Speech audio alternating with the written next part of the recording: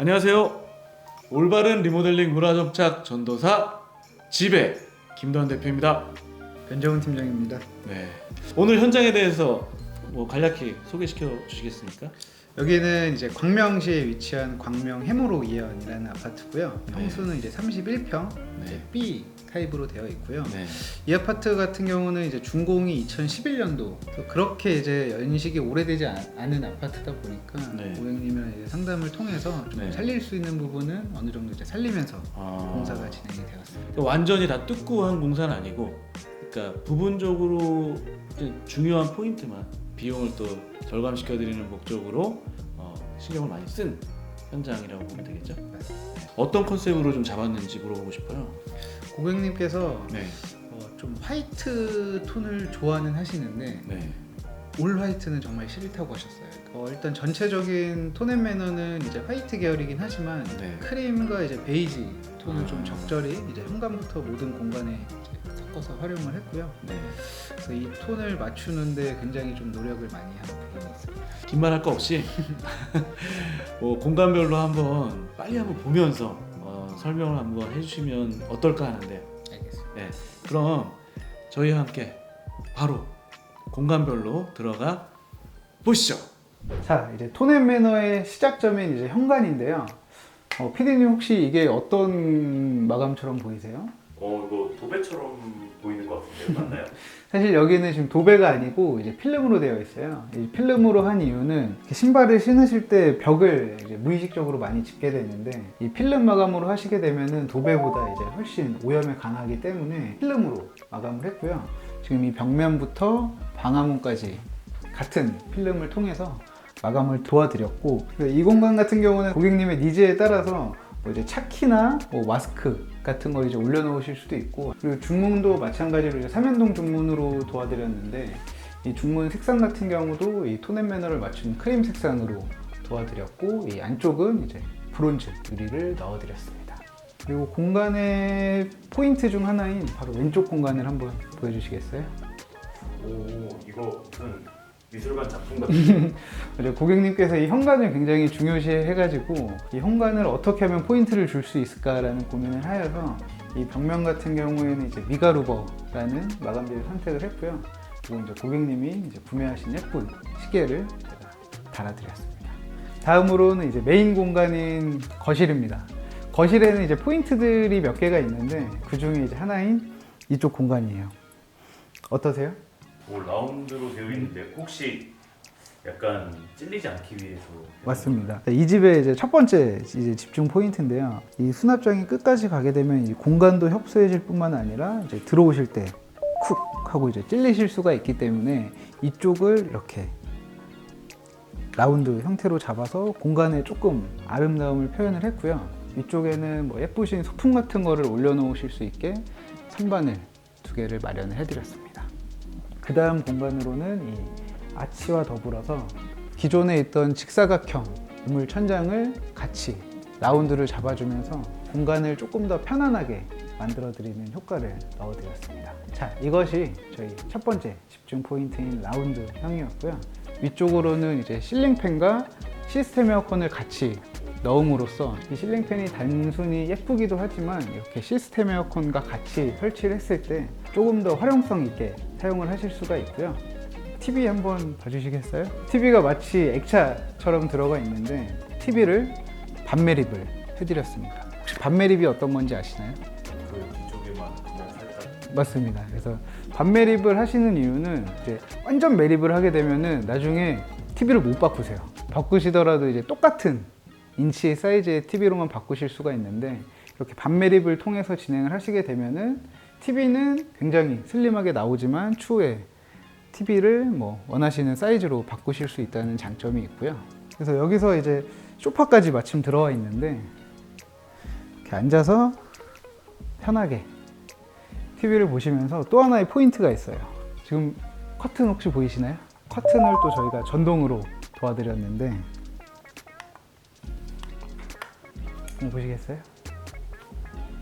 이렇게 밤에 영화 보시거나 할 때 굳이 커튼을 치러 가지 않으시더라도 전동 레일을 통해서 커튼을 이용을 하실 수가 있습니다.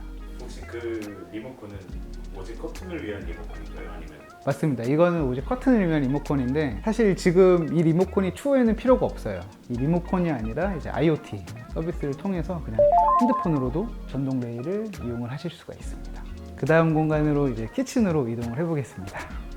이제 주방이 사실 리모델링의 가장 큰 핵심인데요. 이번 주방 같은 경우는 스타트를 냉장고로 잡았어요. 이제 비포 사진 보시면은 뚱뚱한 냉장고가 이곳에 딱 자리를 하고 있었는데 고객님께서는 그 요즘 많이들 하시는 원도어 냉장고를 총 3대를 놓기를 원하셨어요. 냉동고, 냉장고, 김치냉장고로 이제 설계를 해드렸는데 이 3대를 꼭 놓고 싶다는 고객님의 니즈가 있어서 기존에 있던 이제 화구를 왼쪽으로 조금 이동을 시켜드렸고 이제 바로 옆쪽에서는 편하게 개수대를 이용하실 수 있게 개수대를 만들어 드렸는데 사실 이러다 보니까 개수대랑 이 화구의 위치가 좀 가까워요. 여기서 이제 요리하시기에는 굉장히 좀 협소한 공간이기 때문에 바로 뒤쪽으로 크진 않지만 이런 아일랜드를 만들어 드렸고 이 하부 쪽으로는 전자레인지라던가 이제 밥솥을 넣으실 수 있게 가전장을 만들어 드렸고요. 그래서 이쪽이 이제 고객님께서 요리하실 주 공간이고 그렇기 때문에 이 왼쪽에는 망장을 아일랜드 속으로 넣어 드렸습니다. 그러면 이렇게 공용부 공간을 한번 살펴보셨고 그 다음 공간으로는 이제 마스터룸 안방으로 한번 이동을 해보도록 하겠습니다. 다음 공간으로는 이제 안방인데요. 안방으로 들어가기 전에 저희 이제 집중 포인트 두 번째 공간이 숨어 있어요. 혹시 PD님 이 문이 조금 평소에 보시던 거랑 좀 달라 보이지 않으신가요? 분동이 없이 깔끔한 느낌이 든다고 할까요? 이제 지금 여기는 이제 무문선이라는 걸로 이제 표현을 해드렸는데요. 혹시 무문선이 어떤 건지 아세요? 아니요, 처음 들어봅니다. 보통은 이제 문틀이 있고 벽과 문틀 사이에 틈이 있어서 그거를 이제 가리기 위한 도구를 저희는 이제 문선이라고 표현을 하는데 이 문선을 없애면서 목공 작업을 하고 필름으로 마감을 해서 이 보시는 것처럼 굉장히 좀 깔끔한 입구를 전체적으로 만들어 드렸습니다. 자, 이제 안방 공간인데요. 붙박이장도 굉장히 깔끔해 보이지 않으신가요? 네, 이것도 약간 무문선인가요? 이거는 맞춤장이라고 표현을 하는데 보통 장 같은 경우에는 기본적으로 규격 사이즈가 있어요.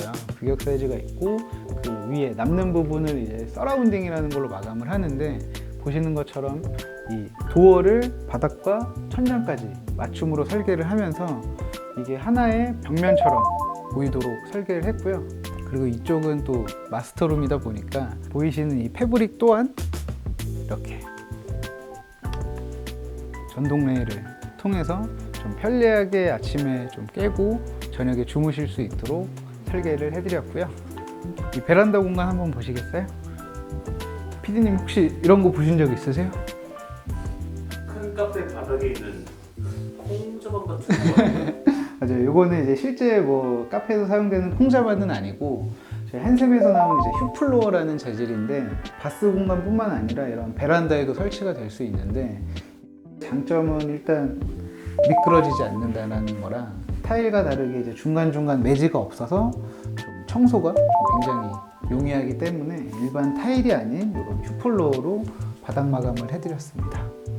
자, 다음 공간으로는 이 파우더룸 공간인데 파우더룸 공간을 들어가는 부분도 마찬가지로 첫 번째 집중 포인트인 이 아치 공간으로 잡아드렸고 이쪽은 이제 고객님께서 화장하시고 이제 옷매무새를 다듬을 수 있는 공간을 활용을 해드렸고 이렇게 조명 거울을 껐다 켰다 사용을 하실 수가 있고 이 죽은 공간을 활용을 하기 위해서 이 안쪽으로 장과 이쪽도 여실 수가 있어요. 그래서 안쪽에 이제 최대한 많은 수납을 할 수 있도록 도와드렸고요. 욕실로 이동을 해보겠습니다. 자, 이번에는 이제 세 번째 집중 포인트 중 한 군데인 이제 공용 욕실인데요. 공용 욕실 같은 경우에는 이제 집 전체적인 톤과 어우러지는 이제 베이지 톤의 600에 600 포세린 타일로 설계를 해드렸고요. PD님 혹시 이런 거 보신 적 있으세요? 처음 보는 것 같아요. 이게 사실 이제 예전에는 고급 호텔에서 많이 이제 사용을 하던 시공 방법인데요. 보통 일반적으로 도기로 많이 이제 세면대가 되어 있잖아요. 이거 같은 경우에는 이런 졸리컷을 통해서 타일로 세면대를 만드는 공법 중에 하나예요. 혹시 졸리컷은 들어보셨어요? 아니요, 그거 마침 물어보려고.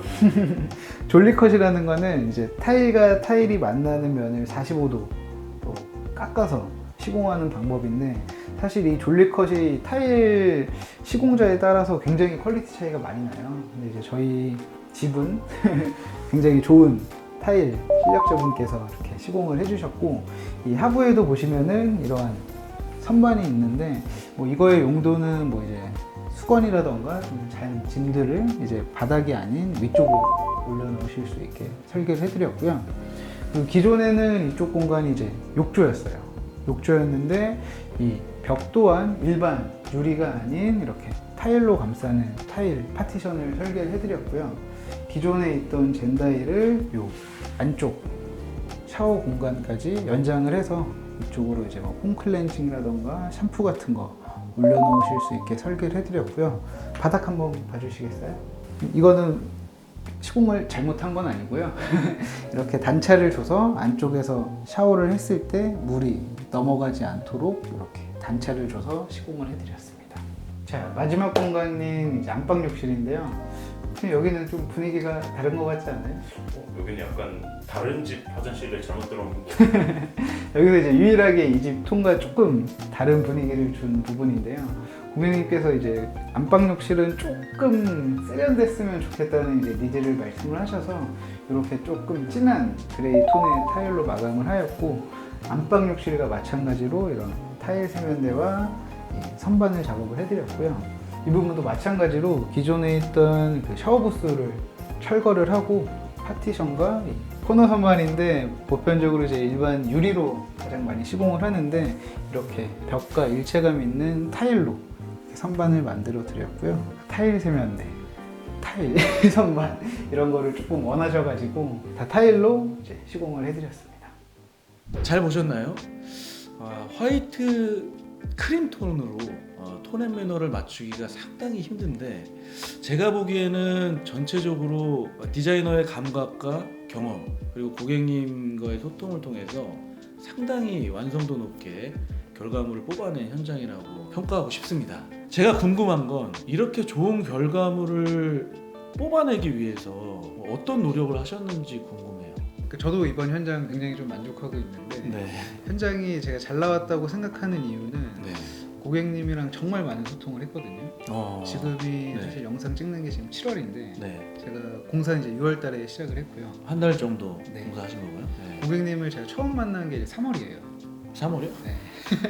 3월에 네. 만나서 이제 네. 한 3개월 동안 네. 고객님이랑 좀 많은 미팅을 진행하면서 제가 그거를 실제로 3D로 구현해서 보여드린 것도 있고, 실제로 이제 샘플을 보시면서 네. 맞추고 한 것도. 3D를 보면 상당히 퀄리티도 있고 노력을 많이 하신 것 같아요. 그래서 그럼 만날 때마다 고객님께 이렇게 시뮬레이션을 바꿔가면서 진행을 하신 건가요? 맞습니다. 그럼 이런 시뮬레이션 서비스를 받으려면 뭐 돈 달래는 업체들도 많은데 비용이 그러면 얼마나 됩니까? 저희는 계약 전까지는 무료로. 계약 전까지 예상 시뮬레이션을 무료로 진행하고 있다는 점 집중해 주시면 좋겠고요. 자, 그럼 더 자세한 문의는 유튜브 댓글이나 네이버 폼을 통해서 문의해 주시면 저희가 더 성의껏 답변해 드리도록 하겠습니다. 자, 그럼 저희는 다음에 더 좋은 콘텐츠로 또 만나요. 안녕.